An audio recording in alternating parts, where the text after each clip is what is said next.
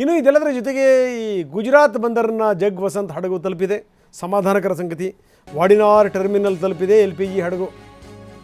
ಜಾಮ್ನಗರದ ಕಾಂಡ್ಲಾದಲ್ಲಿರುವಂಥ ವಾಡಿನಾರ್ terminal, ಇದರ ತುಂಬ ಗ್ಯಾಸನ್ನು ಹೊತ್ಕೊಂಡ್ಬಂದಿದೆ. 47,000 ಟನ್ ಗ್ಯಾಸ್ ಜಗ್ ವಸಂತ್ ನಾವು ತೋರಿಸ್ತಾ ಇದ್ದೀವಿ. ಇಂಥ ಹಡಗುಗಳ ಮೇಲೆ ಈ ಬಾಂಬ್ಗಳು ಬಿದ್ದು ಬಿಡ್ತಾವಲ್ಲ, ನೆನ್ನೆ ನೋಡಿ ಥೈಲ್ಯಾಂಡಿಗೆ ಸೇರಿದಂಥ ಒಂದು ಹಡಗು, ಅದು ಕೂಡ ಗ್ಯಾಸ್ ಎತ್ಕೊಂಡು ಹೋಗ್ತಾ ಇತ್ತು. ಅದರ ಮೇಲೆ ಅದು ಯಾರು ದಾಳಿ ಮಾಡಿದ್ರು ಅನ್ನುವಂಥದ್ದು ನಿಗೂಢ. ದೊಡ್ಡ ಮಟ್ಟದಲ್ಲಿ ಸ್ಫೋಟ ಆಗಿಬಿಡ್ತು, ದಗ ಉರಿದುಬಿಡ್ತು. ಹಾಗೇನೇ ನಮ್ಮನೇಲಿ ಒಂದು ಗ್ಯಾಸ್ ಸಿಲಿಂಡರ್ ಬರ್ಸ್ಟ್ ಆದ್ರೇ ಸ್ಥಿತಿ ಹೆಂಗಿರುತ್ತೆ ನೋಡ್ತೀವಿ. ಇನ್ನು ಅಂಥದ್ರಲ್ಲಿ ಇಷ್ಟೊಂದು ದೊಡ್ಡ ಪ್ರಮಾಣದಲ್ಲಿ ಗ್ಯಾಸನ್ನು ತುಂಬ್ಕೊಂಡು ಹೋಗ್ತಾ ಇರತ್ತೆ, ಏನು ಸಾಮಾನ್ಯ ಸಂಗತಿನೇ ಇದು? ಅಂತೂ ಇಂತೂ ಮತ್ತೊಂದು ಹಡಗು ಬಂತು, ಜಗ್ ವಸಂತ್ ಗುಜರಾತಿಗೆ ಬಂದಿದೆ. ಬರೀ ಇಷ್ಟು ಮಾತ್ರ ಅಲ್ಲ, ಮತ್ತೊಂದು ಗುಡ್ ನ್ಯೂಸ್ ಇದೆ. ಭಾರತದ ಕಡೆಗೆ ಮತ್ತೆರಡು ತೈಲ ಹಡಗುಗಳು ಬರ್ತಾ ಇವೆ. ಹೊರ್ಮುಜ್ ಜಲಸಂಧಿಯಿಂದ ಭಾರತದ ಕಡೆಗೆ ಹಡಗುಗಳು ಬರ್ತಾ ಇವೆ. ಭಾರತದ ಹಡಗುಗಳಿಗೆ ಯಾವುದೇ ಕಾರಣಕ್ಕೂ ಯಾವುದೇ ಸಮಸ್ಯೆ ಇಲ್ಲ. ಅಲ್ಲಿಂದ ಹಡಗುಗಳು ನಿರಾತಂಕವಾಗಿ ಬರ್ತಾ ಇವೆ. ಅದರರ್ಥ ಎಲ್ಲ ಹಡಗುಗಳನ್ನು ಬಿಟ್ಬಿಟ್ರು ಅಂತ ಹೇಳಲ್ಲ. ಕೆಲವೊಂದು ಹಡಗುಗಳು ಬರ್ತಾ ಇವೆ, ಇನ್ನೂ ಕೂಡ ಕೆಲವೊಂದು ಹಡಗುಗಳಿವೆ, ಅವು ಕೂಡ ಮೂವ್ ಆಗ್ತವೆ. ಪೆಟ್ರೋಲಿಯಂ ಉತ್ಪನ್ನಗಳಿರುವಂಥ 2 ಹಡಗುಗಳು. ಇನ್ನು ನೌಕಾಸೇನೆ ಕೂಡ ಬೆಂಗಾವಲನ್ನು ಕೊಡ್ತಾ ಇದೆ. ಅದಕ್ಕೆ ಮತ್ತಷ್ಟು ಹಡಗುಗಳು ಕೂಡ ಭಾರತಕ್ಕೆ ಬರ್ತವೆ. ಇದು ನಾವು ತೋರಿಸ್ತಾ ಇದ್ದೀವಿ. ದಿನಕ್ಕೆ ಸರಿಸುಮಾರು ಒಂದು 200 ಹಡಗುಗಳು ಈ ಹೊರ್ಮುಜ್ ಜಲಸಂಧಿಯನ್ನು ದಾಟ್ತಾ ಇದ್ವು. ಈ ಒಂದು ವಾರದಲ್ಲಿ 25 ಹಡಗುಗಳು ಬಂದಿಲ್ಲ. ಯೋಚನೆ ಮಾಡಿ ನೀವು, ಎಷ್ಟರ ಮಟ್ಟಿಗೆ ನಷ್ಟ ಆಗ್ಬೋದು, ಎಷ್ಟರ ಮಟ್ಟಿಗೆ ಜಗತ್ತು ತಲ್ಲಣಿಸ್ಬೋದು ಅಂತ. ಯುದ್ಧ ಮಾಡುವಂಥದ್ದು ಬಹಳ ಸುಲಭ. ಒಂದಷ್ಟು ಹಿಂಡು ದಂಡು ಕಟ್ಕೊಂಡು ಹೋಗಿ ಯುದ್ಧ ಸಾರಿಬಿಟ್ರೆ ದುರ್ಬಲರಿರ್ತಾರೆ ಅಂತ ಏನು ಕಥೆ?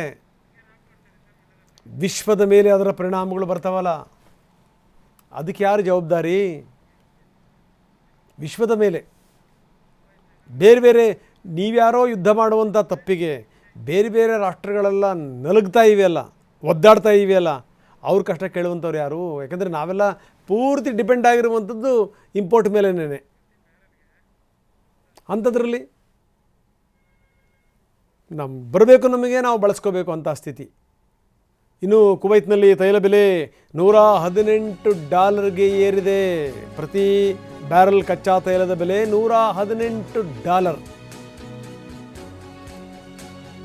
ಈ ಯುದ್ಧದ ಪರಿಣಾಮ ಇದು. ಇನ್ನೂ ಒಂದು 10-15 ದಿವಸ, ಒಂದು ತಿಂಗಳು ಇದೇ ರೀತಿ ಯುದ್ಧ ಆಗಲಿ, ಅದರ ಪರಿಣಾಮಗಳು ನೋಡಿ ಹೆಂಗಿರುತ್ತೆ ಅಂತ. ಇನ್ನು ಈ ಯುದ್ಧ ಅನ್ನುವಂಥದ್ದು ಹೇಗೆ ಅಂದರೆ, ಪ್ರತ್ಯಕ್ಷವಾಗಿ ಪರೋಕ್ಷವಾಗಿ ಬೇರೆ ಬೇರೆ ರಾಷ್ಟ್ರಗಳು ಕೂಡ ಒಂದಾಗ್ಬಿಡ್ತವೆ. ನೋಡಿ, ಇರಾನ್ಗೆ ಸಂಪೂರ್ಣ ಬೆಂಬಲ ಕೊಡ್ತಿರುವಂಥದ್ದು ರಷ್ಯಾ, ಆ ಕಡೆಗೆ ಚೀನಾ. ಇಲ್ಲಾಂತಂದರೆ ಇರಾನ್ ಇಷ್ಟರ ಮಟ್ಟಿಗೆ ಹೊಡೆಸ್ಕೊಂಡು ಇಂತಿಂಥ ಬಿಲ್ಡಿಂಗ್ನಲ್ಲಿ ಇಂತಿಂಥವರೇ ಇದ್ದಾರೆ ಅಂತ ನೋಡಿ ಕರೆಕ್ಟಾಗಿ ಟಾರ್ಗೆಟ್ ಮಾಡಿ ಹೊಡೆಯೋಕ್ಕೆ ಸಾಧ್ಯನಾ? ಸಂಪೂರ್ಣವಾಗಿ ರಷ್ಯಾ ಬೆಂಬಲ. ಹೀಗಾಗೇ ಅದು ಮೇಲಿಂದ ಮೇಲೆ ವಾರ್ನಿಂಗ್ ಕೊಡ್ತಾ ಇದೆ, ನಾವು ಪ್ರತೀಕಾರ ತೀರಿಸ್ತೀವಿ. ಯಾವ ರೀತಿ ಇರುತ್ತೆ ಅಂತಂದರೆ ಹೇಳಲಿಕ್ಕೆ ಸಾಧ್ಯ ಇಲ್ಲ. ಇದು ಬಹಳ ಗಂಭೀರವಾಗಿರುತ್ತೆ. ಹುಷಾರಾಗಿರಿ. ಪರಮಾಣು ಸ್ಥಾವರಗಳು, ಸ್ಟೀಲ್ ಫ್ಯಾಕ್ಟ್ರಿಗಳು, ಇದೆಲ್ಲದರ ಮೇಲೆ ಕೂಡ ನೀವು ದಾಳಿ ಮಾಡ್ತಾಯಿದ್ದೀರಿ, ನಾವು ನಿಮ್ಮನ್ನು ಬಿಡಲ್ಲ. ಇರಾನ್ ವಿದೇಶಾಂಗ ಸಚಿವ ಅಬ್ಬಾಸ್ ಅರಾಗ್ಜಿ ವಾರ್ನಿಂಗ್ ಮಾಡಿದ್ದಾರೆ. ಬನ್ನಿ, ನಮ್ಮ ಪ್ರತಿನಿಧಿ ಹರೀಶ್ ಈಗ ನಮ್ಮೊಂದಿಗೆ ನೇರ ಸಂಪರ್ಕದಲ್ಲಿದ್ದಾರೆ. ಹರೀಶ್, ಯುದ್ಧದ ತೀವ್ರತೆ ಜಾಸ್ತಿ ಆಗ್ತಾ ಇದೆ, ಇನ್ನೊಂದು ಕಡೆಗೆ ವಾರ್ನಿಂಗ್ಗಳ ಮೇಲೆ ವಾರ್ನಿಂಗ್ಗಳು ಬರ್ತಾನೆ ಇವೆ. ಇದೆಲ್ಲದರ ಜೊತೆಗೆ ಒಂದು ಸಮಾಧಾನಕರ ಸಂಗತಿ ಏನು ಅಂದರೆ, ಜಗ್ ವಸಂತ್ ಶಿಪ್ ನಮ್ಮ ದೇಶಕ್ಕೆ ಬಂದಿರೋದು. ಇದೆಲ್ಲದರ ಜೊತೆಗೆ ಇನ್ನಷ್ಟು ಹಡಗುಗಳು ಕೂಡ ಹೊರಟಿವೆ ಅನ್ನುವಂಥ ಸುದ್ದಿ. ನಿಜಕ್ಕೂ ಇದು ನಮಗೆ ಸಿಹಿ ಸುದ್ದಿ, ಏನಂತೀರಿ? ಹೌದು ರಂಗನಾಥ್, ಹರ್ಮುಜ್ ಜಲಸಂಧಿಯಲ್ಲಿ ಇರತಕ್ಕಂತಹ ಹಡಗುಗಳನ್ನು ಬಿಡಿಸ್ಕೊಂಡು ಬರುವಂತಹದ್ದು ಭಾರತಕ್ಕೆ ಈಗ ಸವಾಲಿನ ಕೆಲಸ ಆಗಿರುವಂತಹದ್ದು. ಆ ನಿಟ್ಟಿನಲ್ಲಿ ರಾಜತಾಂತ್ರಿಕ ಮಾತುಕತೆಗಳು ಇರಾನ್ ಜೊತೆಗೆ ಮುಂದುವರಿದೆ. ಮತ್ತೆ ಇರಾನ್ ಕೂಡ ಸಕಾರಾತ್ಮಕವಾಗಿ ಭಾರತಕ್ಕೆ ಸ್ಪಂದಿಸ್ತಾ ಇದೆ. ಭಾರತ ನಮ್ಮ ಮಿತ್ರ ರಾಷ್ಟ್ರ, ಭಾರತದ ಜನರಿಗೋಸ್ಕರ ನಾವು ಹಡಗುಗಳನ್ನು ತಡೆಯೋದಿಲ್ಲ, ಹಡಗುಗಳನ್ನು ಬಿಡ್ತೇವೆ, ಮತ್ತೆ ವ್ಯಾಪಾರ ವಹಿವಾಟು ಸರಾಗವಾಗಿ ನಡಿಬೇಕು ಅನ್ನುವಂಥದ್ದನ್ನು ಕೂಡ ಇರಾನ್ ಅಭಿಪ್ರಾಯವನ್ನು ವ್ಯಕ್ತಪಡಿಸ್ತಾ ಇರುವಂತಹದ್ದು. ಹಾಗಾಗಿಯೇ ಹರ್ಮುಜ್ ಜಲಸಂಧಿಯಲ್ಲಿ ಭಾರತದ 24 ಹಡಗುಗಳು ಸಿಕ್ಕಾಕೊಂಡಿದ್ವು. ಕಳೆದ ವಾರವೇ 2 ಹಡಗುಗಳ ಬಂದಾಯಿತು. ಶಿವಾಲಿಕ್ ಮತ್ತು ನಂದಾದೇವಿ 2 ಹಡಗುಗಳು ಕಳೆದ ವಾರ ಬಂದಿದ್ವು. ಈ ವಾರ ಕೂಡ ಒಂದಷ್ಟು ಹಡಗುಗಳು ಭಾರತಕ್ಕೆ ಬರುವಂತಹ ಸಾಧ್ಯತೆಗಳಿವೆ. ಈಗಾಗಲೇ ಭಾರತದ ಬಂದರಿಗೆ ಜಗ್ ವಸಂತ್ ಹಡಗು ಕೂಡ ಬಂದಿರುವಂತಹದ್ದು. ಇದು LPGಯನ್ನು ತುಂಬಿಕೊಂಡೀಗ ಭಾರತಕ್ಕೆ ಬಂದಿದೆ. ಇನ್ನೂ 10 ಹಡಗುಗಳು LPGಯನ್ನು ತುಂಬಿಕೊಂಡಿರ್ತಕ್ಕಂಥ ಹಡಗುಗಳು ಹರ್ಮುಜ್ ಜಲಸಂಧಿಯಲ್ಲೇ ಸಿಲುಕ ಹಾಕ್ಕೊಂಡಿರ್ತಕ್ಕಂಥದ್ದು. ಅವುಗಳನ್ನು ಕೂಡ ಸೇಫ್ ಆಗಿ ಕರೆತರಬೇಕು ಅನ್ನುವಂತಹ ನಿಟ್ಟಿನಲ್ಲಿ ಪ್ರಯತ್ನಗಳು ನಡೀತಾ ಇದೆ. ಒಂದು ಕಡೆ ಭಾರತದಲ್ಲೂ ಕೂಡ ತೈಲ ಅಭಾವ ಸೃಷ್ಟಿಯಾಗ್ತಾ ಇದೆ. ಕೇಂದ್ರ ಸರ್ಕಾರ ತೈಲ ಅಭಾವ ಇಲ್ಲ ಅನ್ನುವಂಥ ನಿಟ್ಟಿನಲ್ಲಿ ಹೇಳಿದ್ರು ಕೂಡ ಅನೇಕ ತೈಲ ಕಂಪನಿಗಳು ಇಂಧನ ದರವನ್ನು ಏರಿಸ್ತಾ ಇವೆ. ಕೆಲವೊಂದಿಷ್ಟು ತೈಲ ಕಂಪನಿಗಳು ನೋ ಸ್ಟಾಕ್ ಬೋರ್ಡ್ ಕೂಡ ಕೆಲವು ಪೆಟ್ರೋಲ್ ಬಂಕ್ಗಳಲ್ಲಿ ಹಾಕ್ತಾ ಇರುವಂಥದ್ದು. ಜನರು ಆತಂಕಕ್ಕೆ ಒಳಗಾಗಿದ್ದಾರೆ. ಹಾಗಾಗಿ ಪೆಟ್ರೋಲ್ ಬಂಕ್ಗಳು ಕೂಡ ಸಾಕಷ್ಟು ಕ್ಯೂಗಳು ನಿಂತ್ಕೊಳ್ತಾ ಇದ್ದಾರೆ. ಇನ್ನು ಬಹುಮುಖ್ಯವಾಗಿ ಒಂದು ತಿಂಗಳಾಯಿತು ಯುದ್ಧ ಶುರುವಾಗಿ. ಫೆಬ್ರವರಿ 28ರಂದು ಇರಾನ್ನ ಸರ್ವೋಚ್ಚ ನಾಯಕ ಖಮೇನಿ ಹತ್ಯೆ ಆಯಿತು.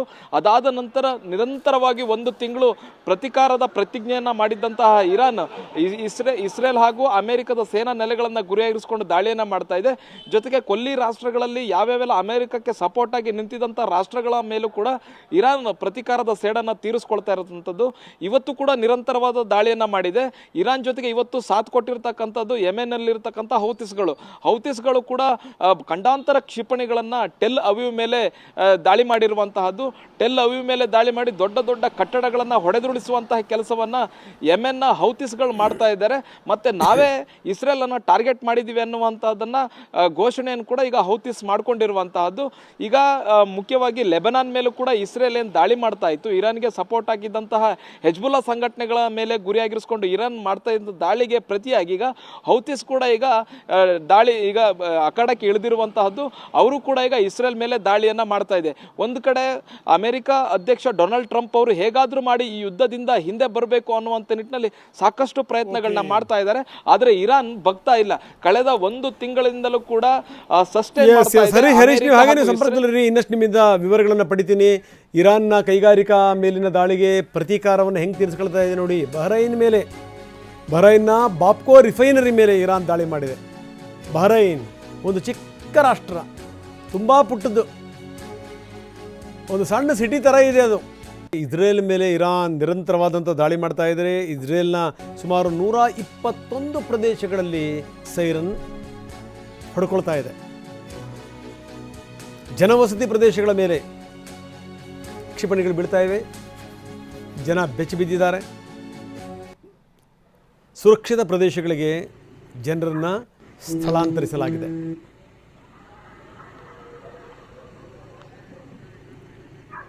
ಏನೇ ಐರನ್ ಡೋಮ್ಗಳಿದ್ರೂ ಕೂಡ ಎಷ್ಟು ಐರನ್ ಡೋಮ್ಗಳು, ಎಷ್ಟು ಕ್ಷಿಪಣಿಗಳನ್ನು ತಡೆಯಲಿಕ್ಕೆ ಸಾಧ್ಯ? ಹಿಂಗೆ ಇವರು ಸಾಲು ಕ್ಷಿಪಣಿಗಳನ್ನು ಬಿಡ್ತಾ ಹೋಗ್ಬಿಟ್ರೆ ಎಷ್ಟು ಅಂತ ಇವರು ಅದನ್ನು ಇಂಟರ್ಸೆಪ್ಟ್ ಮಾಡಲಿಕ್ಕೆ ಸಾಧ್ಯ? ಕೆಲವೊಂದು ತಪ್ಪಿಸ್ಕೊಂಡು ಜನವಸತಿ ಪ್ರದೇಶದ ಮೇಲೆ ಬೀಳ್ತಾ ಇವೆ. ಎಸ್ ಹರೀಶ್, ನಾವು ಮಾತಾಡ್ತಿರುವಂಥ ಸಂದರ್ಭದಲ್ಲೇ ಭೀಕರವಾದಂಥ ದಾಳಿ ನಡೆದಿರುವಂಥದ್ದು. ಒಂದು ಕಡೆಗೆ ಏನು ಅಂತಂದರೆ ಎಲ್ಲೆಲ್ಲಿ ಅಮೆರಿಕದ ನೌಕಾನೆಲೆಗಳಿರ್ತವೆ ಅಲ್ಲಿ ದಾಳಿಗಳಾಗ್ತಾನೇ ಇವೆ. ಯಾಕಂದರೆ ಎಷ್ಟರ ಮಟ್ಟಿಗೆ ಬಹ್ರೈನ್ನ ದೃಷ್ಟಿಯಲ್ಲಿಟ್ಕೊಂಡು ಇದು ಅಟ್ಯಾಕ್ ಮಾಡಿರೋದು, ಬಹ್ರೈನ್ನ ಬಾಪ್ಕೋ ರಿಫೈನರಿ ಮೇಲೆ ಇದರ ಅಟ್ಯಾಕ್ ಆಗಿರುವಂಥದ್ದು. ಇದೆಲ್ಲದರ ಜೊತೆಗೆ ಇರಾನ್ ಬರೀ ಅಷ್ಟು ಮಾತ್ರ ಅಲ್ಲ, ಸುಮಾರು 121 ಪ್ರದೇಶಗಳ ಮೇಲೆ ದಾಳಿ ಮಾಡಿದೆ. ಹೀಗಾಗಿ ಏನಂದರೆ ಹಲವಾರು ಕ್ಷಿಪಣಿಗಳು ಬಿದ್ದಿವೆ ನಗರಗಳ ಮೇಲೆ ಅನ್ನುವಂಥದ್ದು. ಏನಂತೀರಿ?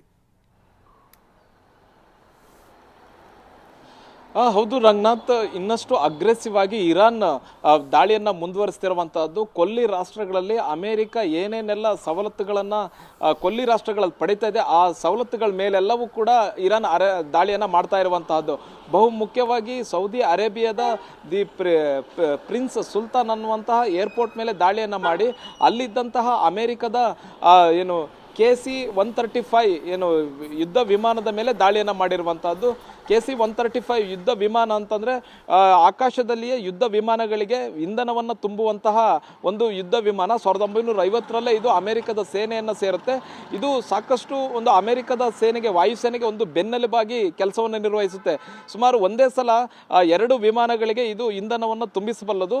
ಅಂತಹ ಶಕ್ತಿಯುತವಾದಂತಹ ಒಂದು ಇದು ಯುದ್ಧ ವಿಮಾನ. ಇದನ್ನೇ ಈಗ ಹೊಡೆದುರುಳಿಸಿರುವಂತಹದ್ದು ಏರ್ಪೋರ್ಟ್ನಲ್ಲಿದ್ದಂತಹ ವಿಮಾನವನ್ನೇ ಹೊಡೆದಾಕಿರುವಂತಹದ್ದು ಮತ್ತು ಅಮೆರಿಕಕ್ಕೆ ಒಂದು ಸ್ಪಷ್ಟ ಸಂದೇಶವನ್ನು ಕೊಡ್ತಿದೆ. ಮತ್ತು ಕೊಲ್ಲಿ ರಾಷ್ಟ್ರಗಳು ಯಾವ್ಯಾವೆಲ್ಲ ಅಮೆರಿಕಕ್ಕೆ ಸಪೋರ್ಟ್ ಮಾಡ್ತಾ ಇವೆ ಆ ರಾಷ್ಟ್ರಗಳಿಗೂ ಕೂಡ ಇರಾನ್ ಎಚ್ಚರಿಕೆಯನ್ನು ಕೊಡ್ತಿದೆ.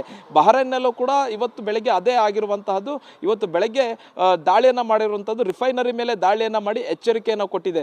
ಬಹುಮುಖ್ಯವಾಗಿ ಅಮೆರಿಕ ಅಧ್ಯಕ್ಷ ಡೊನಾಲ್ಡ್ ಟ್ರಂಪ್ ಅವರು ಹೇಳ್ತಾ ಇದ್ದಾರೆ, ನಾವು ಇರಾನ್ನ ಯಾವುದೇ ರೀತಿಯಂತ ಆಯಕಟ್ಟಿನ ಪ್ರದೇಶಗಳಿಗೆ ದಾಳಿ ಮಾಡೋದಿಲ್ಲ ಅನ್ನುವಂಥದ್ದು ಹೇಳಿದರು. ಫಸ್ಟ್ 48 ಗಂಟೆಗಳ ಕಾಲ ಗಡುವನ್ನು ಕೊಟ್ಟಿದ್ರು. ಹರ್ಮುಜ್ ಜಲಸಂಧಿ ಓಪನ್ ಮಾಡಲಿಕ್ಕೆ 48 ಗಂಟೆಗಳು ಮಾತ್ರ ನಿಮಗೆ ಅವಕಾಶ ಇದೆ, ನಂತರ ನಾವು ನಿಮ್ಮ ಪವರ್ ಘಟಕಗಳನ್ನು ದಾಳಿ ಮಾಡ್ತೀವಿ ಅನ್ನುವಂಥದ್ದನ್ನು ಟ್ರಂಪ್ ಅವರು ಹೇಳಿದರು. ಅದಾದ ನಂತರ 5 ದಿನಗಳ ಕಾಲ ಮುಂದುವರಿಸಿದ್ರು. 5 ದಿನಗಳ ಕಾಲ ಯಾವುದೇ ರೀತಿಯಾದಂಥ ದಾಳಿ ಮಾಡೋದಿಲ್ಲ ಅನ್ನುವಂಥದ್ದು. ನಂತರ 10 ದಿನಗಳಿಗೆ ಈಗ ಮುಂದುವರಿಸಿರುವಂತಹದ್ದು. 10 ದಿನಗಳಾದ ನಂತರ ಅಮೆರಿಕದ ಪ್ಲಾನ್ ಏನಿರುತ್ತೆ ಅನ್ನುವಂತಹದ್ದು. ಈಗ ಅಮೆರಿಕದ ಯಾವುದೇ ಸಂಧಾನದ ಮಾತುಕತೆಗಳಿಗೆ ಇರಾನ್ ಒಪ್ಕೊಳ್ತಾ ಇಲ್ಲ, ನಮ್ಮ ಜೊತೆ ಯಾವುದೇ ರೀತಿಯಾದ ಸಂಧಾನದ ಮಾತುಕತೆಗಳಾಗಿಲ್ಲ ಅನ್ನುವಂತಹದ್ದು. ಮತ್ತೆ ಹೇಗಾದ್ರೂ ಮಾಡಿ ಈ ಯುದ್ಧದಿಂದ ಹಿಂದೆ ಸರಿಬೇಕು, ಹೇಗಾದ್ರೂ ಬೇರೆ ಬೇರೆ ದಾರಿಗಳೇನಾದ್ರೂ ಇದೆಯಾ ಯುದ್ಧದಿಂದ ಹಿಂದೆ ಸರಿಲಿಕ್ಕೆ ಅನ್ನುವಂಥ ಪ್ರಯತ್ನಗಳನ್ನ ಅಮೆರಿಕ ಮಾಡ್ತಾ ಇದೆ. ಇಡೀ ಜಗತ್ತಿನ ರಾಷ್ಟ್ರಗಳು ಅಮೆರಿಕದ ಮೇಲೆ ಒತ್ತಡವನ್ನು ಹೇರ್ತಾ ಇದ್ದಾವೆ. ಇದು ಯುದ್ಧ ಅವಶ್ಯಕತೆ ಇಲ್ಲ, ಯುದ್ಧ ಬೇಡ.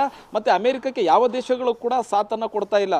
ನ್ಯಾಟೋ ಪಡೆಗಳಾಗಿರ್ಬೋದು, ದಕ್ಷಿಣ ಏಷ್ಯಾ, ಪೂರ್ವ ಏಷ್ಯಾದ ಯಾವುದೇ ರಾಷ್ಟ್ರಗಳು ಕೂಡ ಅಮೆರಿಕ ಜೊತೆ ನಿಲ್ತಾ ಇಲ್ಲ. ತಮ್ಮ ತಮ್ಮ ಯುದ್ಧ ನೌಕೆಗಳನ್ನು ಹರ್ಮುಜ್ ಜಲಸಂಧಿಯತ್ತ ಕಳಿಸ್ಲಿಕ್ಕೆ ಯಾವ ದೇಶಗಳು ಕೂಡ ಮಾಡ್ತಾ ಇಲ್ಲ. ಅಮೆರಿಕ ಈಗ ಒಬ್ಬಂಟಿಯ ಪರಿಸ್ಥಿತಿಯನ್ನು ಎದುರಿಸ್ತಾ ಇದೆ. ಅದಕ್ಕಾಗಿಯೇ ಕೈಲಾಗದವರು ಮೈ ಪರ್ಚ್ಕೊಂಡ್ರು ಅನ್ನುವಂಥ ನಿಟ್ಟಿನಲ್ಲಿ ಪ್ರತಿದಿನ ಬೆಳಿಗ್ಗೆ ಡೊನಾಲ್ಡ್ ಟ್ರಂಪ್ ಅವರು ಬಂದ್ಬಿಟ್ಟು ಒಂದಲ್ಲ ಒಂದು ಹೇಳಿಕೆಗಳನ್ನು ಇರಾನ್ ವಿರುದ್ಧ ಕೊಡ್ತಾ ಇದ್ದಾರೆ. ಆದರೆ ಇರಾನ್ ಯಾವುದನ್ನು ಕೂಡ ಟ್ರಂಪ್ ಮನವಿಯನ್ನು ಯಾವುದಕ್ಕೂ ಕೂಡ ಒಪ್ತಿಲ್ಲ. ಯಾವ ಸಂಧಾನಕ್ಕೂ ಕೂಡ ನಾವು ಮುಂದಿಲ್ಲ, ನಾವು ಪ್ರತೀಕಾರವನ್ನು ತೀರಿಸ್ಕೊಳ್ತೀವಿ ಅನ್ನುವಂತಹ ಮಾತನ್ನ ಇರಾನ್ ಸ್ಪಷ್ಟವಾಗಿ ಹೇಳ್ತಾ ಇದೆ. ಈ ಹೇಳಿಕೆಗಳ ಮೂಲಕ ಯುದ್ಧ ಮತ್ತಷ್ಟು ತೀವ್ರ ಸ್ವರೂಪವನ್ನು ಪಡೆಯುವಂತ ಎಲ್ಲ ಲಕ್ಷಣಗಳು ಕಾಣಿಸ್ತಾ ಇದೆ. ರಂಗನಾಥ್, ಎಸ್, ಧನ್ಯವಾದ ತಮ್ಮೆಲ್ಲ ಮಾಹಿತಿಗೆ. ಇನ್ನು ಟೆಹರಾನ್ ಮೇಲೂ ಕೂಡ ಅಮೆರಿಕ ಭೀಕರ ದಾಳಿ ಮಾಡಿದೆ. ನೋಡಿ, ಈ ಮುಂದಿನ ದಿನಗಳು ಬಹಳ ಟಫ್ ಇವೆ ಅನ್ನುವಂಥ ಮಾತನ್ನು ಟ್ರಂಪ್ ಹೇಳಿದ್ದು. ಜನವಸತಿ ಕಟ್ಟಡ ಅವುಗಳನ್ನೂ ಕೂಡ ಟಾರ್ಗೆಟ್ ಮಾಡಿ ಅಟ್ಯಾಕ್ ಮಾಡಲಾಗಿದೆ.